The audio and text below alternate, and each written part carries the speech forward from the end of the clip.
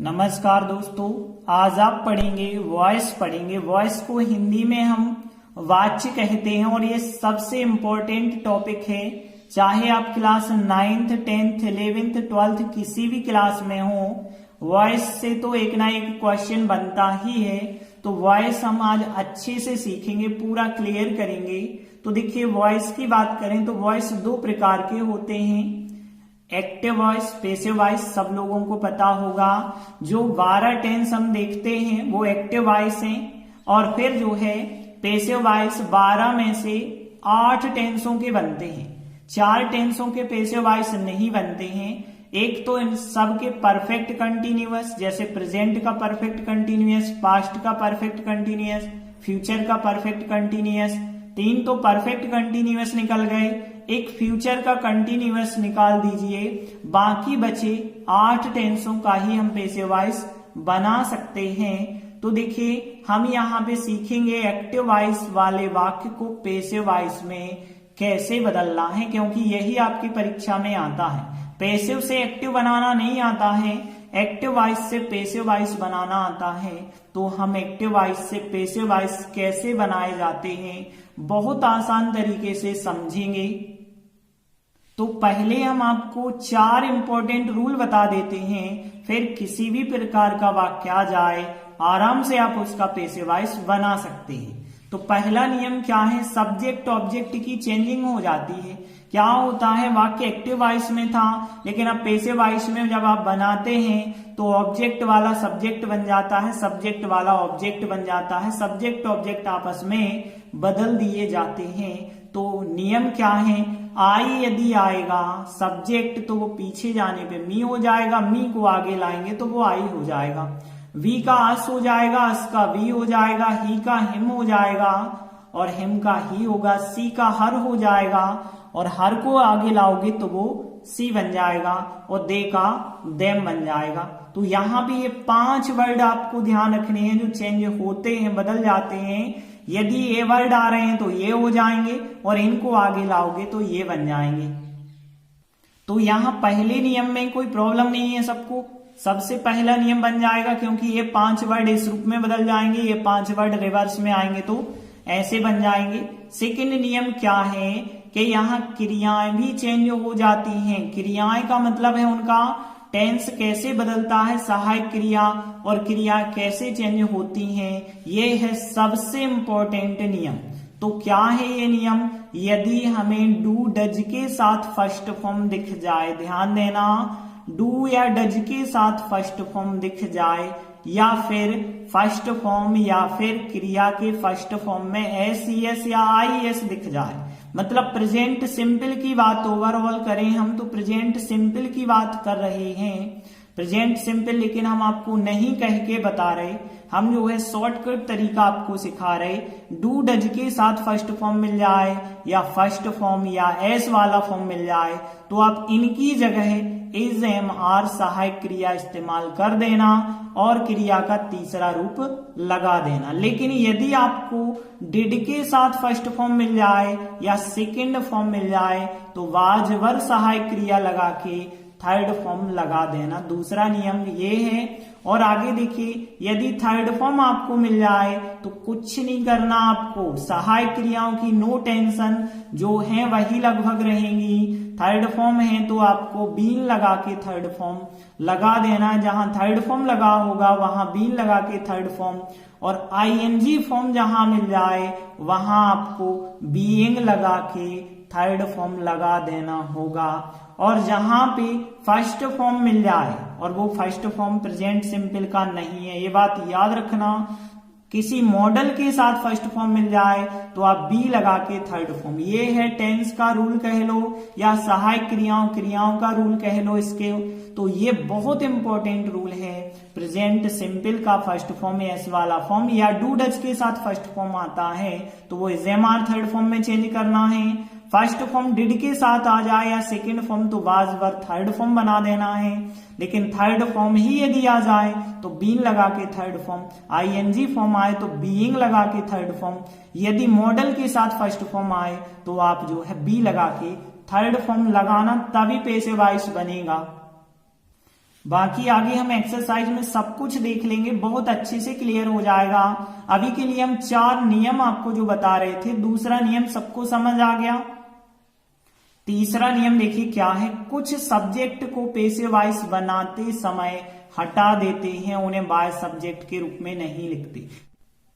देखिए जनरल नियम तो आपको पता होगा कि सब्जेक्ट लास्ट में जाता है तो वो बाय सब्जेक्ट के रूप में बदल जाता है, लेकिन यहाँ पे कुछ सब्जेक्ट ऐसे होते हैं जिनको जब हम पेशे वाइज बनाते हैं तो लास्ट में उन्हें बाय सब्जेक्ट के रूप में नहीं लिखते हैं। वो कौन कौन से शब्द हैं, ध्यान दीजिए आप कि यहाँ पे प्यूपल यदि आ जाता है सब्जेक्ट के रूप में और आप पेशे वाइज बनाएंगे तो बाय प्यूपल नहीं लिखा जाएगा। Someone, known, anyone, somebody, nobody, anybody, ऐसे ये वर्ड हैं जिनको हम बाय सब्जेक्ट के रूप में बिल्कुल नहीं लिख सकते हैं। तो ये इंपॉर्टेंट नियम है, आप अच्छे से ध्यान रख लें। फिर आगे देखते हैं अगला चौथा नियम है, ये भी बहुत आईएमपी नियम है। कुछ क्रियाओं के साथ बाय सब्जेक्ट पता है सबके लास्ट में ज्यादातर लिखा जाता है, लेकिन अब बाय प्रीपोजिशन ना होके कोई अन्य प्रीपोजिशन आ जाती है, उसके साथ सब्जेक्ट लिखते हैं लास्ट में। जैसे पता है बाय सब्जेक्ट लिखा जाता है, जनरली नियम है, लेकिन कुछ क्रियाएं ऐसी होती हैं जो बाय सब्जेक्ट के साथ नहीं चलती हैं, कोई अदर प्रीपोजिशन के साथ चलती हैं। वो कौन कौन सी हैं? जैसे हम देखें नो क्रिया, जानना जो होता है उसका थर्ड फॉर्म यदि हम नॉन इस्तेमाल करें, लिसनड इस्तेमाल करें, प्रीफर्ड, कंपेयर्ड, इनवाइटेड, तो इनके साथ जो है हम बाय प्रीपोजिशन ना लगा के टू प्रीपोजिशन का प्रयोग करेंगे। सेटिस्फाइड, डिसगस्टेड, प्लीज्ड, क्वेरल के साथ हम विथ का इस्तेमाल करेंगे और कंटेंट, इंटरेस्टेड के साथ हम इनका इस्तेमाल करेंगे। और आगे देखिए amused, surprised, astonished, annoyed, amazed के साथ हम एट प्रीपोजिशन का इस्तेमाल करेंगे। देखिए यहाँ पे ये थोड़ी ज्यादातर नो आपको पूछ लिया जाता है और बाकी और आगे की क्लासों में, बड़ी क्लासों में पूछी जाती है, कोई कंपटीशन होती है तब ऐसी ये पूछी जाती है, वरना आप नो ही याद रखें कि नो क्रिया का जो थर्ड फॉर्म नॉन होता है उसके साथ बाय प्रीपोजिशन नहीं होती है, टू प्रीपोजिशन लगाते हैं हम वहां पर। तो हमने चारों नियम समझ लिए। अब हम एक बहुत महत्वपूर्ण एक्सरसाइज करेंगे जो हर एक वाक्य आप मिलाएंगे तो किसी ना किसी परीक्षा में जरूर आया होगा। तो देखिए हम शुरुआत करते हैं एक्सरसाइज। पहला वाक्य वी आर प्लेइंग फुटबॉल। अब देखिए पेसिव वॉइस में ये वाक्य बनाना है, पीछे कोष्टक में लिखा हुआ आएगा चेंज इनटू पेसिव वॉइस। तो हम इसे पेसिव वॉइस में कैसे बनाएंगे? पेसिव वॉइस का नियम क्या है? जो सब्जेक्ट है उसे ऑब्जेक्ट बना दीजिए, ऑब्जेक्ट को सब्जेक्ट बना दीजिए। बाकी 4 नियम हमने आपको जो समझाए वही नियम रहेंगे। अब देखिए यहाँ पे यदि हम बात करें, सब्जेक्ट है वी, आर सहायक क्रिया और मेन क्रिया, फुटबॉल है ऑब्जेक्ट। तो पेसिव वॉइस जब भी हम बनाते हैं तो ऑब्जेक्ट आ जाता है पहले, सब्जेक्ट की जगह ऑब्जेक्ट आ जाता है, फुटबॉल आ जाएगा पहले। अब देखिए यहाँ पे आर सहायक क्रिया थी, लेकिन अब देखो फुटबॉल के हिसाब से यदि आर ठीक है तो सही है, वरना जो है आपको उसी ग्रुप की, क्योंकि आर के साथ इज और एम भी तो चलती है, तो यदि फुटबॉल के हिसाब से आर फिट नहीं है तो फिर इज और एम पे जाइए आप। तो फुटबॉल के हिसाब से इज सहायक क्रिया होगी, फुटबॉल आगे किया, फुटबॉल के हिसाब से इज सहायक क्रिया नहीं है क्योंकि फुटबॉल एक गेम का नाम है, एक वचन इज। और फिर मिला आईएनजी, आईएनजी का क्या होता है? Passive voice being third form होता है, तो बीइंग लगा के थर्ड फॉर्म कर देना, प्लेड, प्लेड हो जाएगा थर्ड फॉर्म। और फिर जो है वी पीछे जाएगा, तो आपको पता है वाई लगा के वी को पीछे ले जाएंगे और बी को पीछे ले जाने पर वी क्या बन जाता है? अस बन जाता है। ये हमने पहले नियम में बताया कि वी का अस बनता है और अस का वी बन जाता है। तो फुटबॉल ऑब्जेक्ट आगे लिखा, अब फुटबॉल एक गेम का नाम है तो आर सहायक क्रिया गलत होती, तो एज ही सहायक क्रिया रही और आईएनजी का बीइंग थर्ड फॉर्म कर दिया और वी पीछे जाएगा तो वाई अस बन जाएगा। अगला वाक्य देखिए, मिस्टर गुप्ता टीचर्स हिंदी। अब यहाँ पे देखिए हिंदी है ऑब्जेक्ट, तो हिंदी तो आपको आगे लिखना ही पड़ेगा। अब देखिए सहायक क्रिया नहीं लगी है, सहायक क्रिया नहीं लगी है, लेकिन यहाँ पे क्रिया की बात करें टीचर्स, एस वाला फॉर्म जब भी मिले तो is am are third form आपको लगाना है। तो टीचर्स की जगह इज एम आर सहायक क्रिया में से हम लगाएंगे। अब हिंदी एक सब्जेक्ट का नाम है, एक वचन है, तो इज लगाएंगे, तो इज एम आर और थर्ड फॉर्म टीच का थर्ड फॉर्म TAUGST टॉट होता है इसका थर्ड फॉर्म। और फिर जो है मिस्टर गुप्ता जो सब्जेक्ट थे वाय लगा के आप लास्ट में लिख दोगे मिस्टर गुप्ता। तो यहाँ पे इस प्रकार से हिंदी ऑब्जेक्ट आगे ले आए और टीचर्स एस वाला फॉर्म है तो is am are third form के साथ हमने बना दिया और फिर वाय मिस्टर गुप्ता हो जाएगा आंसर। अगला वाक्य देखिए, ही मेक्स टी, इसे भी हमें पेशे वाइस में चेंज करना है।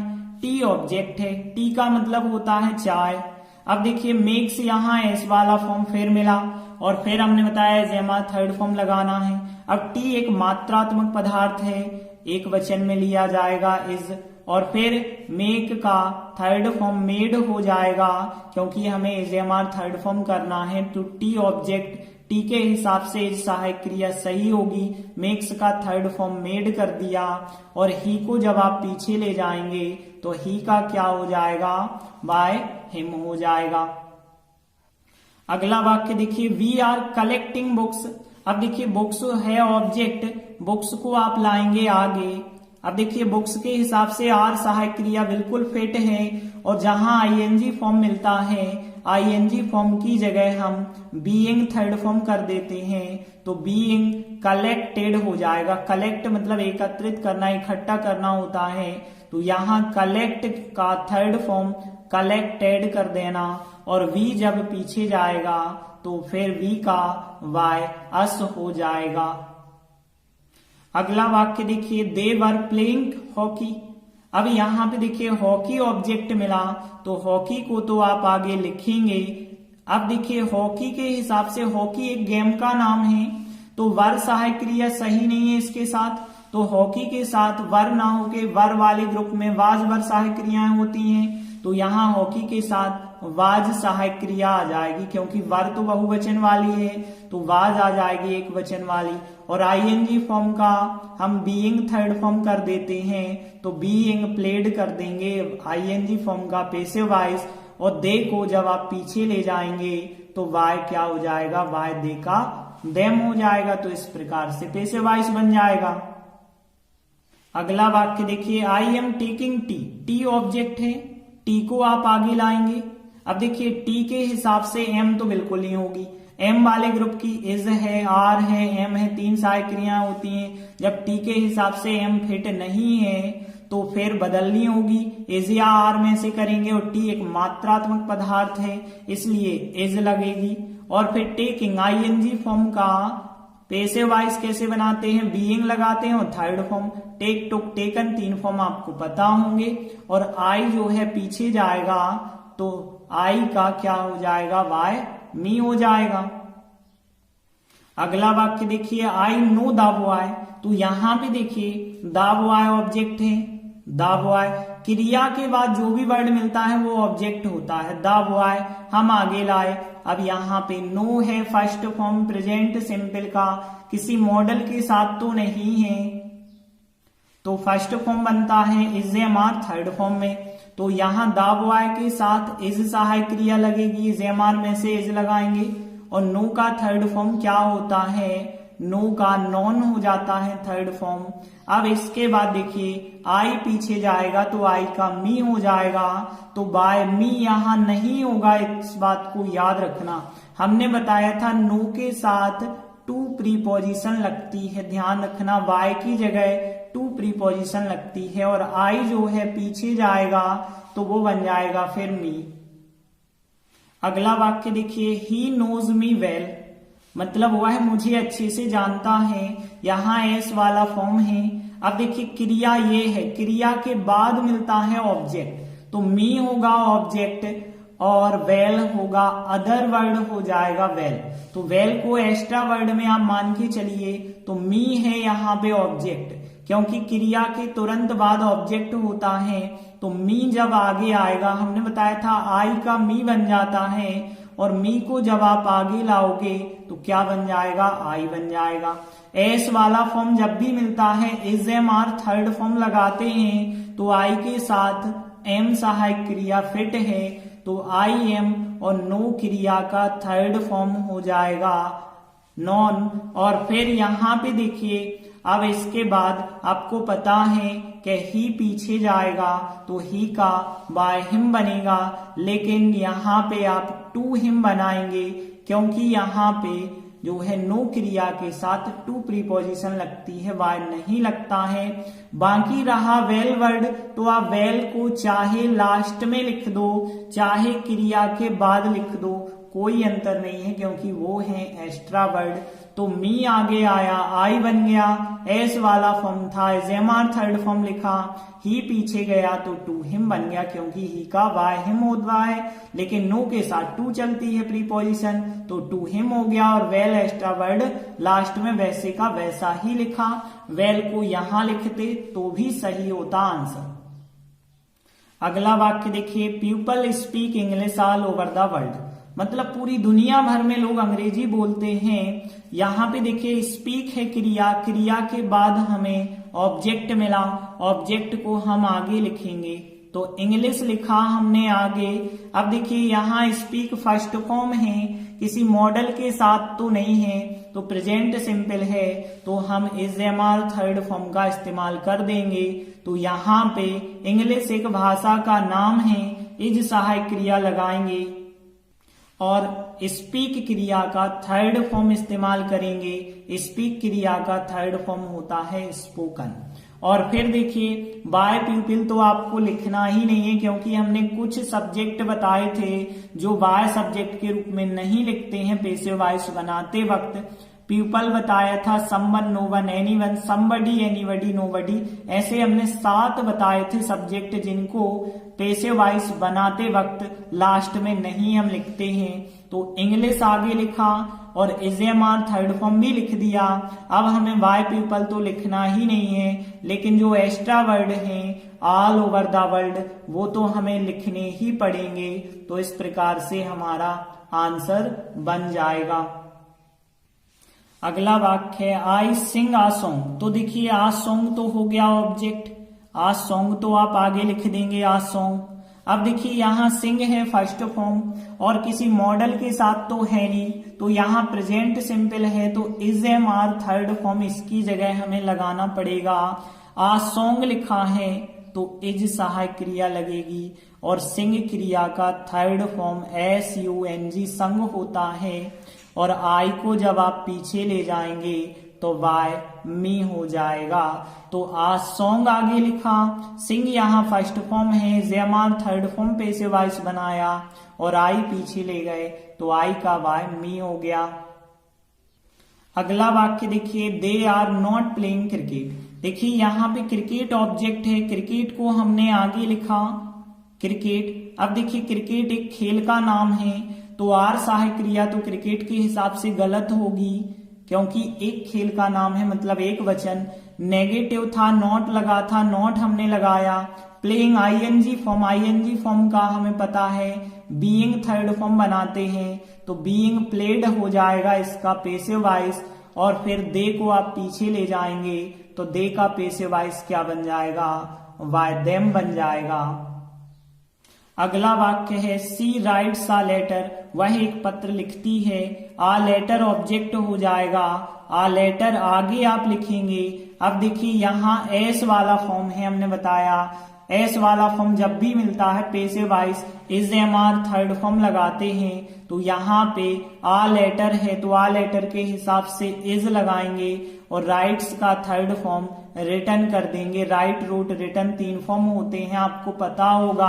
और सी जब लास्ट में जाएगा तो वाई हर बन जाएगा। अगला वाक्य देखिए यू नो हिम। तो यहाँ पे देखिए हिम है ऑब्जेक्ट, हिम को आगे लाते हैं तो ही बनता है, क्योंकि हमने बताया ही का हिम हो जाता है, हिम को आगे लाएंगे तो ही हो जाएगा, तो हिम का तो ही हो गया। अब यहाँ पे देखिए नो फर्स्ट फॉर्म है, प्रेजेंट सिंपल का होगा क्योंकि कोई मॉडल तो है नहीं नो के साथ, तो यहाँ पे जब भी फर्स्ट फॉर्म होता है प्रेजेंट सिंपल का, is am are third form लगाते हैं तो ही के साथ तो इज लगेगा, और नो क्रिया का थर्ड फॉर्म होता है नॉन।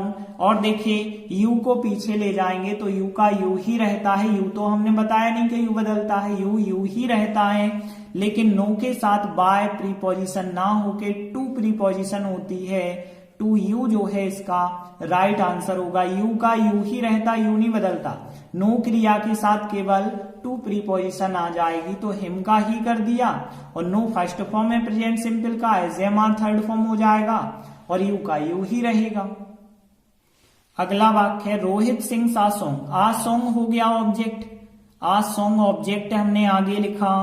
अब देखिए यहाँ सिंग से एस वाला फॉर्म मिला, is am are third form लगाना पड़ेगा, तो फिर इज सहायक क्रिया लगाएंगे क्योंकि एक गीत की बात हो रही है। सिंग का थर्ड फॉर्म है SUNG, संग लगाएंगे, और फिर रोहित को पीछे लिखेंगे वाय रोहित करके।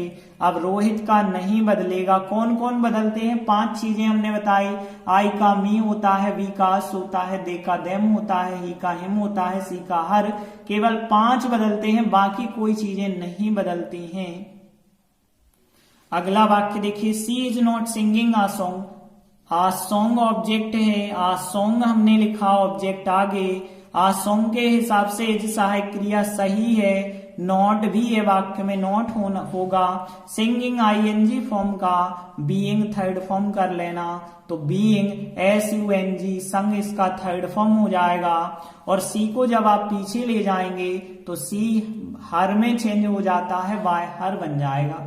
अब आप कहेंगे कि सर जो है बार बार सिंग क्रिया का प्ले क्रिया का करा रहे हैं, तो ऐसा नहीं है, हम जो है केवल उन वाक्यों को करा रहे हैं जो परीक्षा में बार बार पूछे गए हैं।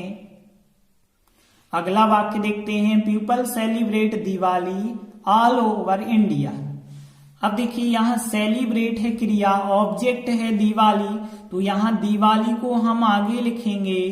अब देखिए यहाँ celebrate first form present simple का ही होगा क्योंकि और मॉडल के साथ तो है ही नहीं, वरना अलग बात होती। तो यहाँ सेलिब्रेट जो है फर्स्ट फॉर्म है, is am are third form लगाना पड़ेगा, तो दिवाली क्या है, एक त्योहार का नाम है, एक वचन इज लगाएंगे, और फिर थर्ड फॉर्म हो जाएगा यहाँ पे सेलिब्रेटेड, इज एम आर के बाद थर्ड फॉर्म लगाते हैं ना, तो सेलिब्रेटेड इसका थर्ड फॉर्म हो गया। और वाई पीपल तो लिखते ही नहीं है क्योंकि हमने बताया था कि कुछ शब्द ऐसे होते हैं जिन्हें बाय करके लास्ट में नहीं लिखते हैं, जैसे people, someone, no one, anyone, somebody, nobody, anybody, बताए थे ना, ये 7 वर्ड अच्छे से याद रखें। तो यहाँ वाई पीपल नहीं लिखेंगे, बाकी जो बचा है ऑल ओवर इंडिया उसे तो हमें लिखना पड़ेगा, ऑल ओवर इंडिया लिख देंगे, तो इस प्रकार से हमारा पैसिव वॉइस बन जाएगा। अगला वाक्य देखिए ही ब्रोक द कप, यहाँ पे देखिए द कप मिला हमें ऑब्जेक्ट, द कप लिखा हमने सबसे पहले, इसके बाद यहाँ हमने देखा ब्रोक, ब्रेक क्रिया तोड़ना होता है, तोड़ना का सेकंड फॉर्म है, और हमने बताया था जब भी हमें सेकंड फॉर्म मिल जाए तो हम was were plus third form लगाते हैं, तो द कप के बाद वाज सहायक क्रिया लगानी पड़ी। यहाँ is am are third form नहीं लगा देना क्योंकि सेकंड फॉर्म है, सेकंड फॉर्म जब भी मिले तो वाज वर थर्ड फॉर्म लगाते हैं, द कप एक वचन है तो वाज, और फिर ब्रोक क्रिया का थर्ड फॉर्म ब्रोकन होता है, ब्रेक होता है तोड़ना, तोड़ना का थर्ड फॉर्म ब्रोकन हो जाएगा, और ही को पीछे ले जाएंगे तो ही का बन जाएगा बाय हिम। अगला वाक्य देखिए कमल हैज प्लेड क्रिकेट, तो यहाँ पे प्ले क्रिया है और क्रिकेट इसका ऑब्जेक्ट है, तो क्रिकेट आप आगे लिखोगे। अब देखिए क्रिकेट के हिसाब से हैज सहायक क्रिया बिल्कुल सही है, क्रिकेट एक गेम का नाम है, एक वचन है, हैज सहायक क्रिया सही है। अब यहाँ प्लेड आपको पता होगा हैज हैव के साथ थर्ड फॉर्म होता है, तो प्लेड है थर्ड फॉर्म, और थर्ड फॉर्म जब भी मिलता है तो हम passive voice been third form कर देते हैं, तो थर्ड फॉर्म जब भी मिले बीन थर्ड फॉर्म कर देना, और बाय कमल, बाय कमल हो जाएगा लास्ट में। अगला वाक्य देखिए, सी विल आस्क 2 क्वेश्चन, मतलब वह 2 प्रश्न पूछेगी। तो देखिए यहाँ पे 2 क्वेश्चंस हो जाएगा ऑब्जेक्ट, क्योंकि यहाँ पे 2 अकेला ऑब्जेक्ट नहीं आप कर सकते। ऑब्जेक्ट कोई ना कोई संज्ञा होती है, ध्यान रखना, संज्ञा या सर्वनाम को ही हम ऑब्जेक्ट कह सकते हैं। तो 2 क्वेश्चंस यहाँ पे ऑब्जेक्ट हमें मिला, तो 2 क्वेश्चंस को हमने पहले लिख दिया है। इसके बाद 2 क्वेश्चन के हिसाब से विल सहायक क्रिया बिल्कुल राइट है, क्योंकि सेल जो है सेल आईवी के साथ होती है, बाकी सब में तो विल ही लगाते हैं। अब देखिए यहाँ आस्क क्रिया है फर्स्ट फॉर्म, और प्रेजेंट सिंपल का फर्स्ट फॉर्म नहीं है, वरना आप इस्तेमाल लगा दो। यहाँ पे मॉडल के साथ फर्स्ट फॉर्म, विल भी एक प्रकार का मॉडल है और मॉडल के साथ फर्स्ट फॉर्म आता है, तो हम बी थर्ड फॉर्म उसका पैसिव वॉइस बनाते हैं। तो बी आस्क्ड हो जाएगा, बी आस्क्ड, और सी जब पीछे जाएगा तो सी का हो जाएगा बाय हर। अगला वाक्य देखिए, I have read this story. तो यहां पे देखिए दिस स्टोरी पूरा ऑब्जेक्ट होगा, दिस अकेला नहीं यहाँ पे ऑब्जेक्ट हम करेंगे, क्योंकि दिस एक यहाँ विशेषता बतला रहा है, यह है स्टोरी। तो यहाँ दिस स्टोरी पूरा हो जाएगा ऑब्जेक्ट, तो दिस स्टोरी हमने आगे लिखा। अब देखिए दिस स्टोरी के हिसाब से हैव सहायक क्रिया सही नहीं है, क्योंकि दिस स्टोरी एक वचन है, एक वचन के साथ हैव ना होके हैज लगानी पड़ेगी। और हमने बताया हैज हैव के बाद थर्ड फॉर्म होता है, थर्ड फॉर्म का पैसिव वॉइस बनता है बीन थर्ड फॉर्म लगा के, तो बीन रीड का थर्ड फॉर्म रीड ही रहता है, इसे रेड जरूर आप पढ़ते हैं। तो यहाँ बीन लगा के थर्ड फॉर्म, और आई जो है पीछे जाएगा तो बाय मी हो जाएगा। अगला वाक्य देखिए, they had published the news. The news object है, द न्यूज हमने आगे लिखा। अब देखिए द न्यूज के साथ हैड तो अकेली ही सहायक क्रिया होती है, वो तो सबके साथ आपको लगानी होगी। पास्ट परफेक्ट टेंस में हैड सबके साथ लगाते हैं, तो हैड ही रहेगी।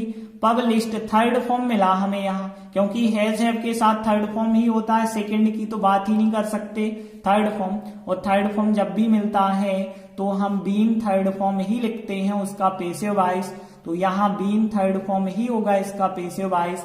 और दे को जब आप पीछे ले जाएंगे तो दे का चेंज होके बाय देम बन जाएगा आंसर। अगला वाक्य देखिए, I shall have paid the bill. तो यहाँ पे द बिल हो जाएगा ऑब्जेक्ट, द बिल हमने लिखा आगे। अब देखिए बिल मतलब यहाँ भुगतान जब आप करते हैं तो आपको एक बिल मिलता है, तो यहाँ पे बिल जो है वो एक वचन होता है। अब यहाँ सहायक क्रिया यदि हम देखें तो मुख्य सहायक क्रिया तो सेल है, सेल हैव थर्ड फॉर्म यहाँ दिया गया है। द बिल के हिसाब से सेल ना होके विल आपको लगानी पड़ेगी, और बाकी हैव तो पहले से ही मौजूद है तो हैव तो लिखना पड़ेगा। अब यहाँ पेड मिला हमें थर्ड फॉर्म, पे चुकाना का थर्ड फॉर्म होता है, और यदि हमने बताया थर्ड फॉर्म कभी भी मिल जाए तो आप बीन लगा के थर्ड फॉर्म लगा देना, तो बीन पेड हो जाएगा। और आई जब पीछे जाएगा तो आई का वाय मी हो जाएगा आंसर। अगला वाक्य, Gopal can do this work. तो देखिए दिस वर्क मिला ऑब्जेक्ट, तो दिस वर्क आप लिख दीजिए आगे, दिस वर्क। अब देखिए कैन यहाँ सहायक क्रिया है या मॉडल है, कैन के साथ दूसरा ऑप्शन तो होता ही नहीं, तो कैन ही सबके साथ चलेगा। अब यहाँ पे मिला हमें डू फर्स्ट फॉर्म, किसी मॉडल के साथ फर्स्ट फॉर्म मिला है, तो हमने बताया फर्स्ट फॉर्म को बी थर्ड फॉर्म में चेंज करते हैं, तो बी और डू का थर्ड फॉर्म डन कर देंगे, और गोपाल बाय गोपाल जो है पीछे बदल जाएगा, तो केवल बाय बस आएगा, बाकी गोपाल तो वही रहेगा। तो इस प्रकार से हमने पैसिव वॉइस के 30 एग्जाम्पल किए हैं, और ये एग्जाम्पल आप मिलाओगे तो किसी ना किसी परीक्षा में जरूर पूछे गए होंगे। तो अब हम आशा करते हैं कि पैसिव वॉइस का कोई भी वाक्य हो आप पे आसानी से बन जाएगा। बस हमारे द्वारा जो बताए गए 4 नियम हैं उनको आप अच्छे से याद रखें। धन्यवाद।